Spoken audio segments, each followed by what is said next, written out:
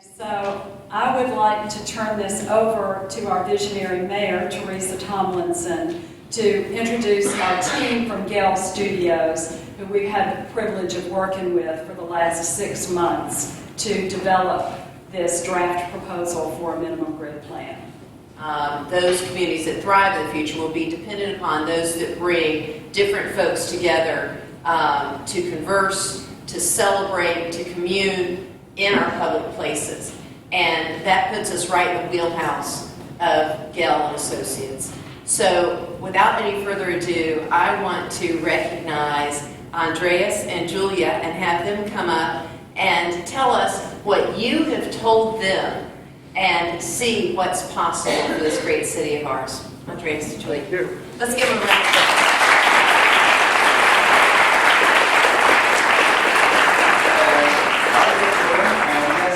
My name is Andreas. I'm from Gale Architects, as just was said, and just a little bit about what we'll be presenting today.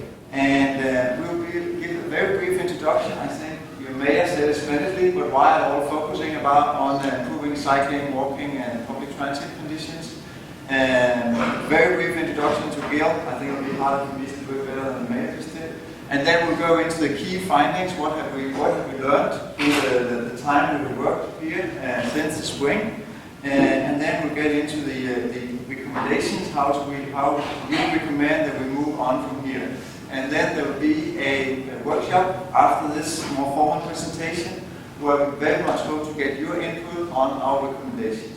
Because when we are done here today, we still have like 6 weeks of work where we refine where we are now, and then we come back again in October, and hopefully then everything will be, if not perfect, things are seldom perfect, but it will be very good, I hope. Yeah, I'll take the next slide, please. Just a few words from me to Columbus first. I had never been to Columbus before I came here in May, and I'll just say that for me, I'm from Copenhagen. I've worked in many cities around the world as well, but I really like a lot of the places here in Columbus. It really reminded me of my hometown in Aarhus, in Denmark, which is called Aarhus, 300,000 people, very green, university town, hilly, but not mountains, very similar to here. We have a waterfront in Aarhus, you have this very nice riverfront. So in that way I felt pretty much at home here.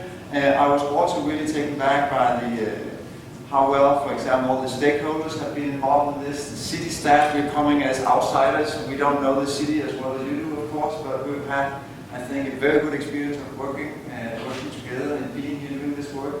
And also, as this picture illustrates, we just thought there was a lot of great places here in Columbus. So sometimes we do this work and we think, oh, how will this ever matter when we leave the city? But here, I really think, as the mayor said, I mean, this is a great city already, and there's really potential for improving this about cycling and walking and getting more connectivity.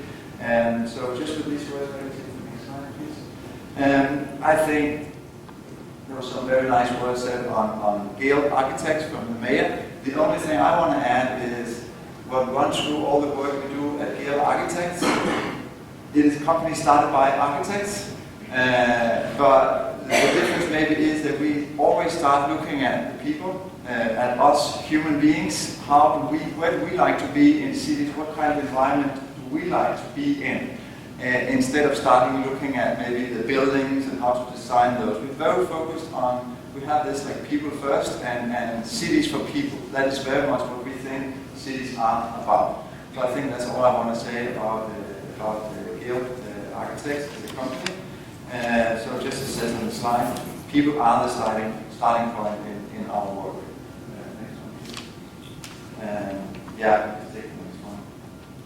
And we also work a lot with data, like quantitative data, but we also work a lot with the more qualitative data, like how do we actually experience the streetscape, the urban spaces, how do we feel? We think, I mean, that is in the morning, it is how we feel that decides if we take a bike or if we walk, or if we go to the bus, or if we take a car. We feel it's good for us to go on the bike, or do we not? So it's about also working with the softer meshes is also an important part of the Gale approach to this.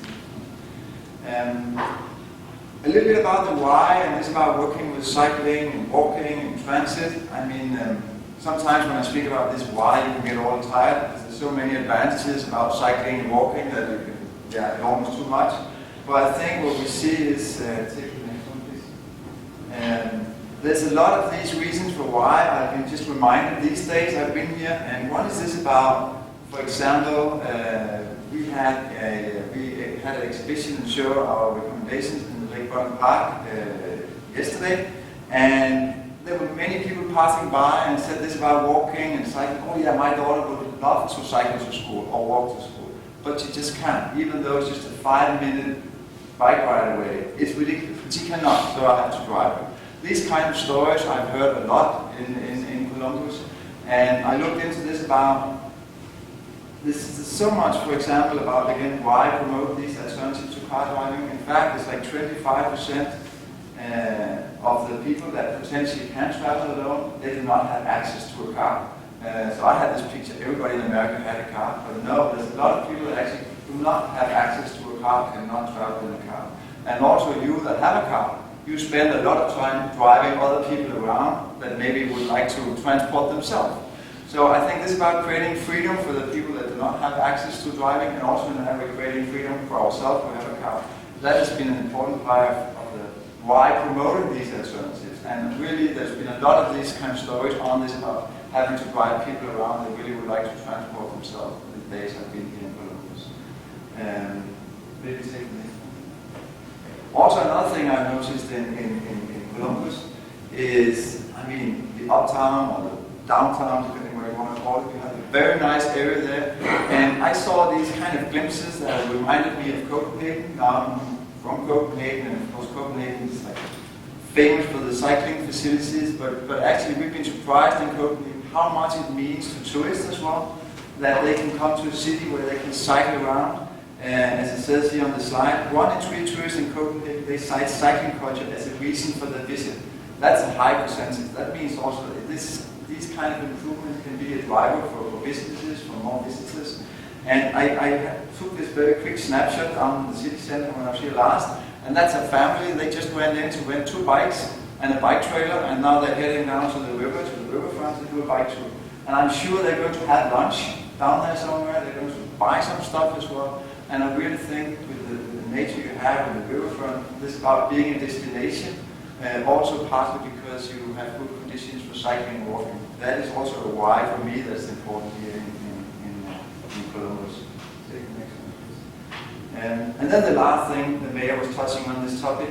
We see when we work in different kind of cities in the Western world, but also increasingly in Asia, there's really a wish not to be dependent on going into a car each time you have to go somewhere.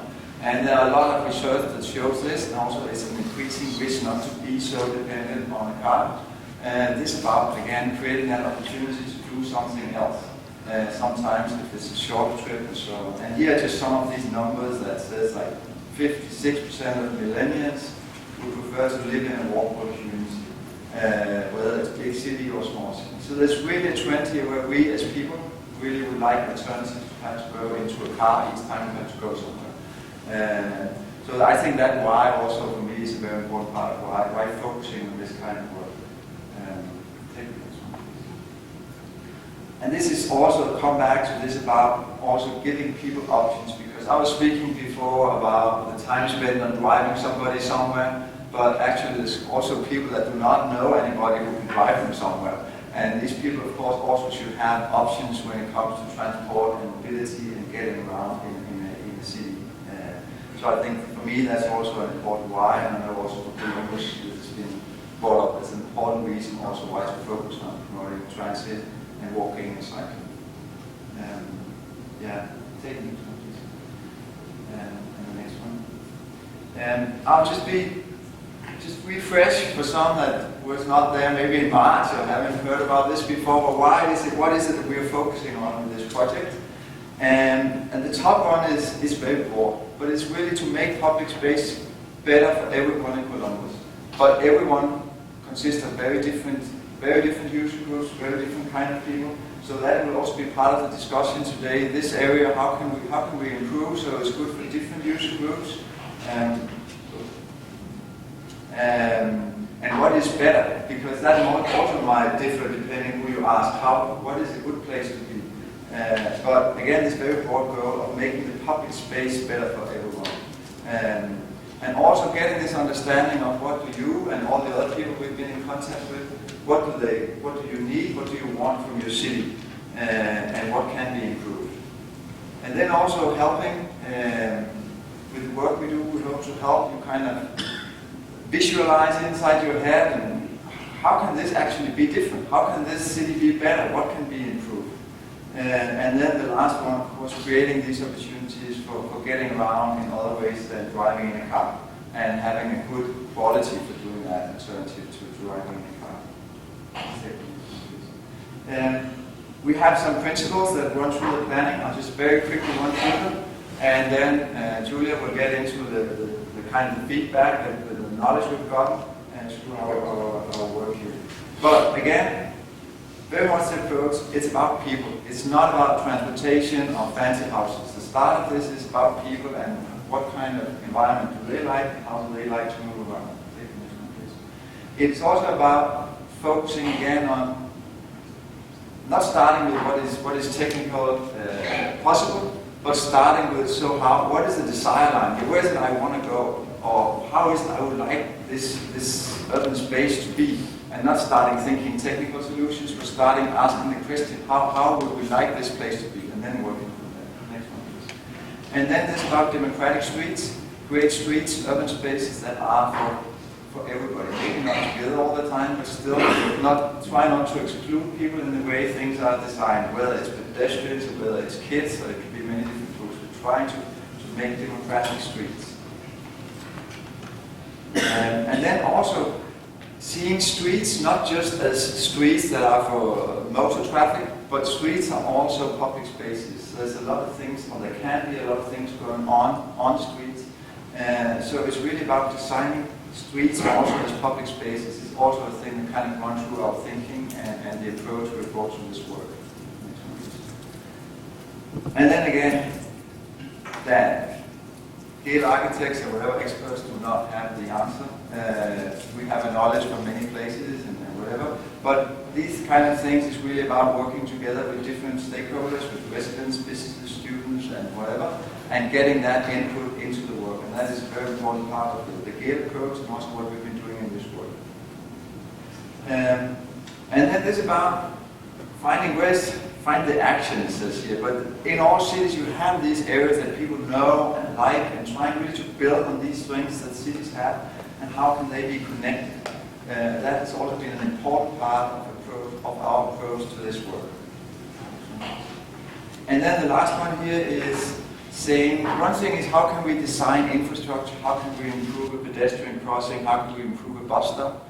But for example, to walk or to wait for the bus or to cycle, there's also a lot about culture and the perception of what is a cyclist. And there's a lot of these softer things related to this if a city wants to kind of improve alternatives to cars. And we try really to be aware of that in our work as well. Because it's not enough just to focus on the infrastructure, so to say. You have to build on that as well. The next one, please. Yeah, you can leave it here. Then I'll give the word to Julia, who will run through what we've learned through the analysis here and all the dialogue that has been.